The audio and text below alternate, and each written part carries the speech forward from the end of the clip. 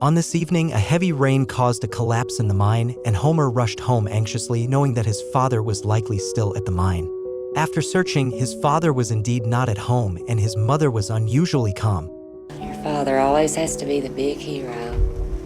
Swear to God, if he gets killed, I won't shed a tear.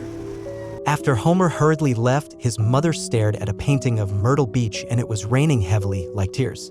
In this mining disaster, his father rescued many team members but ended up on a rescue stretcher himself.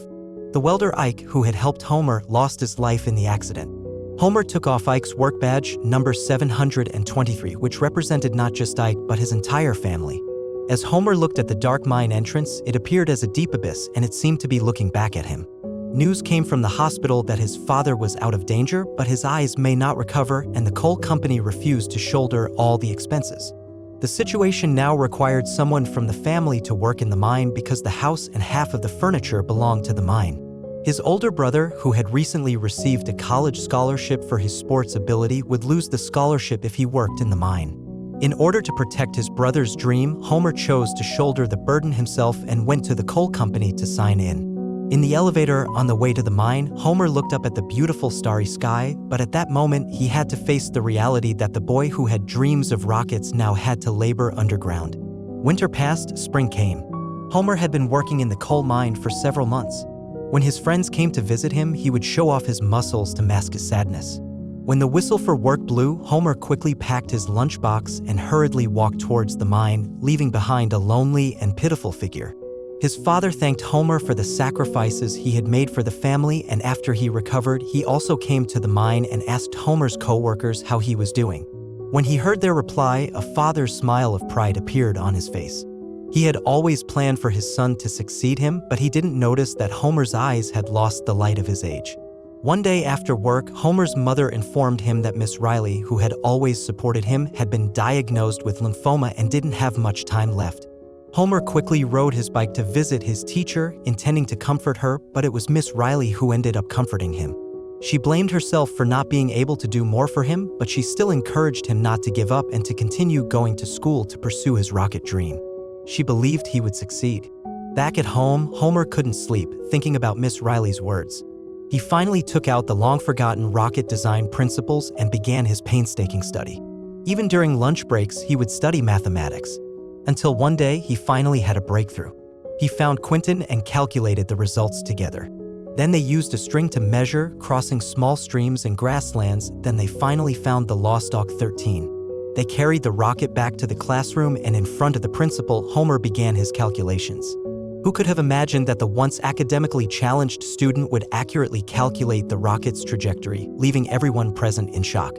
However, since they were not responsible for the forest fire, the true culprit remained unknown. After more calculations, they found the device that caused the fire. The principal immediately recognized that it was not a rocket but an aviation illuminating flare. The stubborn principal finally realized that he had wrongly accused the group of kids. When they left the police station, the principal, who had always opposed their rocket dreams, reminded Homer to report to school on time because he needed the school record to represent the school in the science exhibition. Only the father continued to resist Homer's actions. He praised Homer for his performance in the mine in the past few months and told him that if he continued to work hard, he could inherit his position in the future. Then the father asked Homer to continue working the night shift at the mine, as that was where he belonged in life. However, Homer refused his father's request this time. He said that working in the mine was his father's dream and life, not his own. The father stood still on the stairs, stunned. This was the first time Homer had directly defied his father. The father didn't say anything and walked upstairs. Later, the Rocket Boys project successfully advanced and they were able to participate in the National Science Exhibition. However, the school had limited funding and only one of them could go. The burden fell on Homer's shoulders. Meanwhile, there was a strike happening at the already struggling mine. The father was also at home complaining about the ingratitude of the mining company. But when he came to the window, a bullet almost took his life. Homer quickly came to check on his father's condition, but the father sarcastically told him that he didn't need to worry. He couldn't take it anymore and shouted, "The town is dying, the mine is dying, everybody knows it here but you." The father and son had a big argument. Homer left the house angrily and took an early morning bus to attend the National Science Exhibition. The exhibition brought together all the elite scientists in the country, and their rocket booth miraculously became the center of attention. Homer explained their model and the unique principle behind the nozzle to the judging panel. Even the other contestants believed that their rocket design could win this year's championship. These words made Homer ecstatic, but when he returned to the booth the next day, their design had been ransacked. The next day was the day of the judging. Homer hurriedly called his friends for help, but the whole mine was on strike and they couldn't enter to rebuild another rocket for him.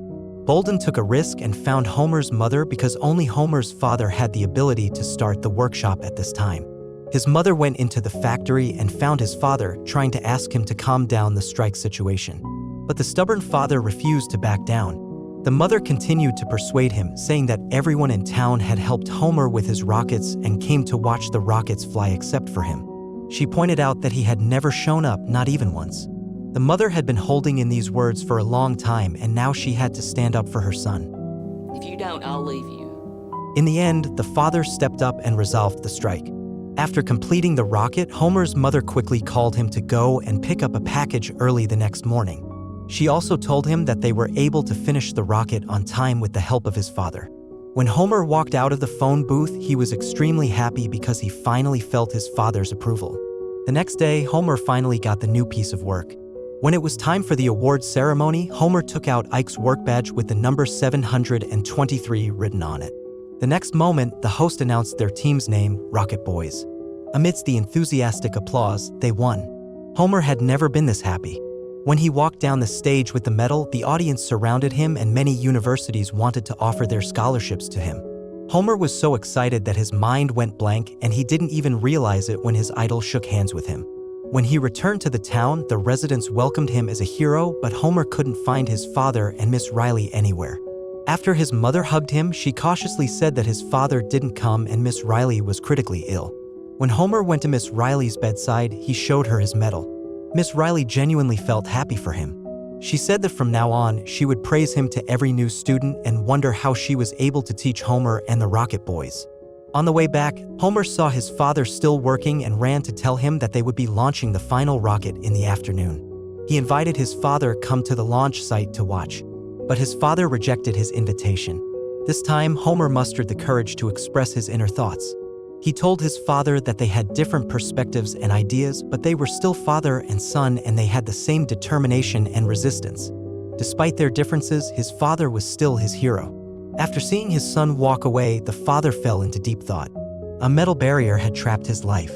This was the first time he saw his son differently. His son was moving forward courageously while he was slowly descending. In the afternoon, the launch site was crowded with people. The Rocket Boys named their last rocket Miss Riley. Homer said that without the help of everyone present, they couldn't have participated in the science exhibition. He expressed his gratitude to the deceased welder who had helped him, the Mr. Bolden who had provided guidance, and Miss Riley who had enlightened him along the way.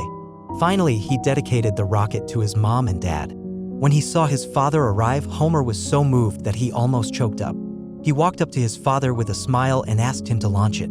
His father nodded and, amidst the gaze of the townspeople, the symbol of two generations with the same spirit, father and son, slowly approached the launch point of the rocket.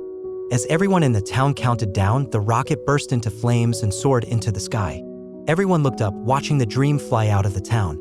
They had all been young once, and though they may be shackled now, they still harbored the hope that the most beautiful straight line in the sky would break through the clouds and take them to new heights.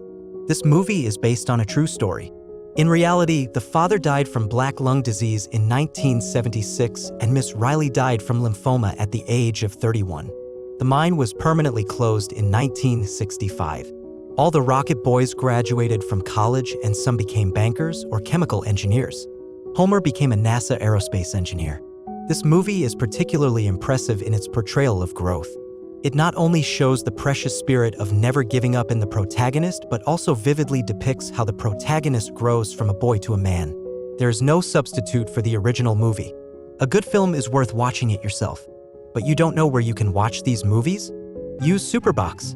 With Superbox, you can access all live TV channels in 4K quality. It also provides access to over 13,000 movies and series, and updates with the newest content very often. The total cost for one of these is 2 months of your cable bill. Then you never have to pay fees or bills ever again. Click the link in my bio and use my code to get it at a better price.